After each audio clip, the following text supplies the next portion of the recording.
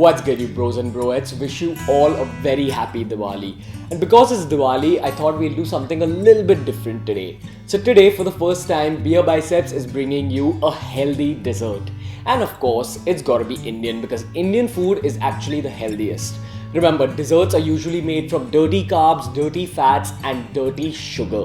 And in this case, we're replacing all three with healthy fats, healthy carbs, and instead of sugar, we're going for the healthy stevia. So let's go. Diwali for me isn't a Hindu festival, it's a human festival. It's all about happiness. And happiness for me, as you know, is all about food. Now, I honestly feel that Diwali is one of those times of the year that you just gotta put fitness and health on the side and enjoy food. But because this is a health cooking channel, I'm gonna be combining super healthy semolina, the healthiest carbohydrate in India according to me, with the goodness of traditional Diwali cooking to give you my special BeerBiceps Sheera or Sheera or whatever you want to call it really.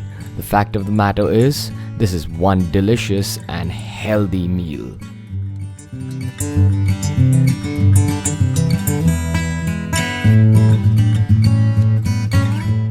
Rule number one of all desserts in the world are that they're super high in fat, irrespective of which part of the world they come from.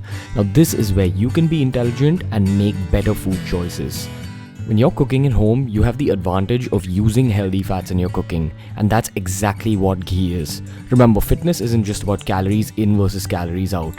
The kind of fat you use in your cooking contributes to your overall health. So in this case, I'm taking about 2.5 tablespoons of ghee, and keep in mind that you can go in with less if you want to save up on the calories, but ideally, if you only care about taste, you should be going in with way more for a Diwali special meal.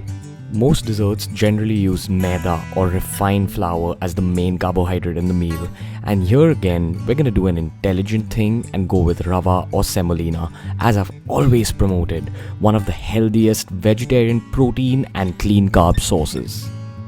Now, rava is a wheat-derived carbohydrate and it gets digested super slowly, and that's why in this case, it's your healthiest option while picking a carbohydrate for a dessert.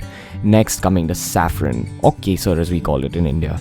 Now, I'm not gonna lie, this is kind of an expensive ingredient and its main purpose is color. So what we're gonna do is we're gonna take a pinch of it and just put it in a bowl. Now keep in mind that you can substitute this with some kind of artificial coloring, but it also adds a very slight perfumey flavor. So we're gonna take that pinch of saffron, add about a tablespoon of milk, and just proceed to kind of beat it all around that milk. Now what happens is that it releases its natural oils, flavors, and of course colors into that milk. And you want to be doing this for a while.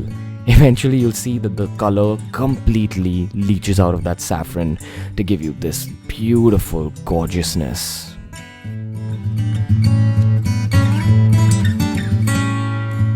Now, traditional Indian cooking makes use of brass vessels like this.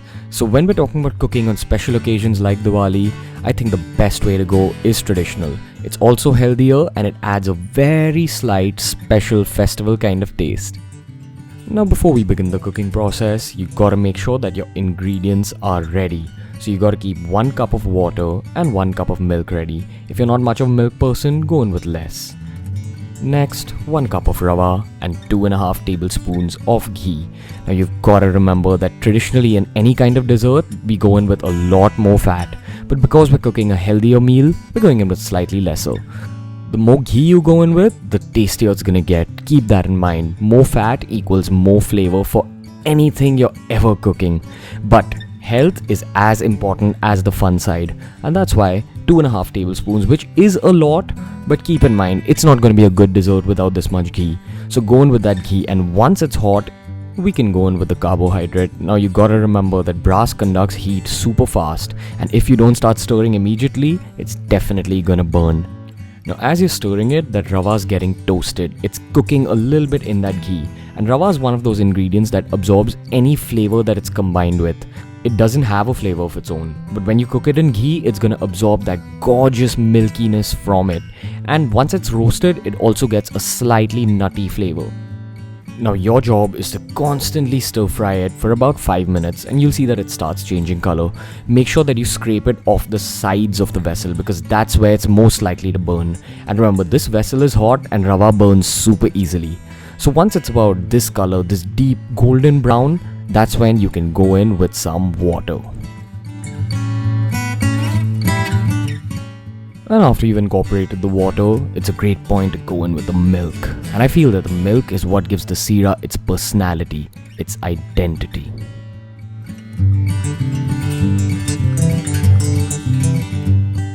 And the final thing you gotta incorporate is that gorgeous saffron water that we made earlier.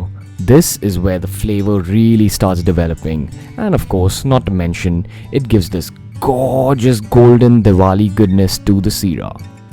So if you're using saffron, make your mom happy and make sure you don't waste any of it. Also, if you're not happy with the consistency, add as much water as you want. If you want it super watery, add a lot. But if you want it a little bit dry, go in with less.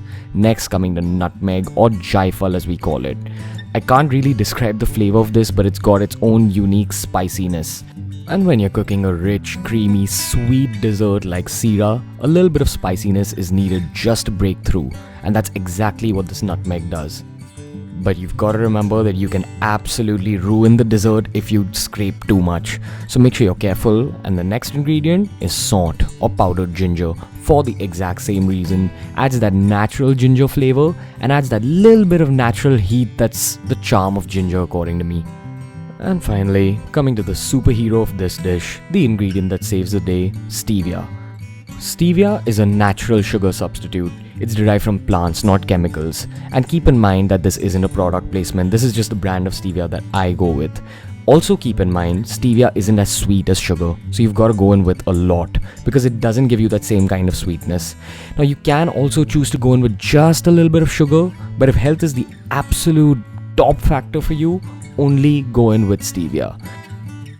Now, I was lucky enough to have raw honey at home, which is your other option as a sweetener. It's the next best thing after Stevia. So if you have access to raw honey, go in with just a tablespoon of that. Keep in mind that this does have sugar, so you don't want to overdo it. This is purely for the taste side of things. Moving on to my secret weapon, just a pinch of salt. Yes, I did say salt. Remember, when you're cooking any dessert, especially Indian desserts which are so overpowering in terms of sweetness, just a little bit of salt elevates the entire dish. It balances out the sweetness, and great Indian food is about balance. Next ingredient to spike up the protein factor in this Sheera, and obviously to spike up the taste factor by giving texture, almonds or badam. So I'm gonna go in with a fistful of almonds, get a lot of water in a vessel, and then go in with all those almonds. Now of course, I'm boiling way too many here and you can go in with lesser if you want. But I was preparing halwa for a lot more people than I'm showing in this video. Either way, make sure the almonds are completely immersed in the water and then get that water to start boiling. When you're boiling it for about 5-10 minutes, you'll see that the almonds expand a lot in size. They're also getting rehydrated and softening up, and that's the exact texture you need to complement the goodness and creaminess from the Sheera. So once your almonds have cooled down, take each of them and individually start stripping away their skins. Now unfortunately, this is reducing the fiber content of the entire dish, but once again, give taste preference. And these stripped boiled almonds are some of the tastiest things you're ever gonna eat. It's gonna take that halwa or Sheera, whatever you wanna call it, to just a heavenly new level. So take those high protein bombs of goodness and chop them up super fine into these strips. You can chop them up super fine into little almond pellets, but again, this is how I grew up eating Sheera, and this is how I feel it's done the best. The final step in creating this Diwali goodness is flavor incorporation, baby. So make sure you incorporate the flavors of the almond with the Sheera however you want. So in this case, I'm going to be using the almonds as a garnish because I care about how my food looks. And you know what? If it's Diwali, you should be caring about how your food looks. Remember, it's a special occasion and that little bit of extra effort goes a long way in making your family members feel like they're eating something special. And finally, you can finish off your plating by garnishing your Sheera with just a few sprigs of saffron. And you know what? Before you know it, this super easy, super delicious and healthy dessert is ready. Remember, all we've done here is we've eliminated processed sugar and replaced it with smarter food choices. The stevia instead of the sugar, the rava instead of the maida, and obviously the ghee instead of the other countless unhealthy fats that are used in restaurants make this a healthy dessert. Yes, the macros are a little bit high in terms of fat, but once again, remember, if you're cooking good food, sometimes take a break from health and fitness. Sometimes go a little bit overboard with the calories, but most importantly, don't let fitness define who you are. Happy Diwali, guys. Enjoy it with your family and don't say no to unhealthy things like dessert.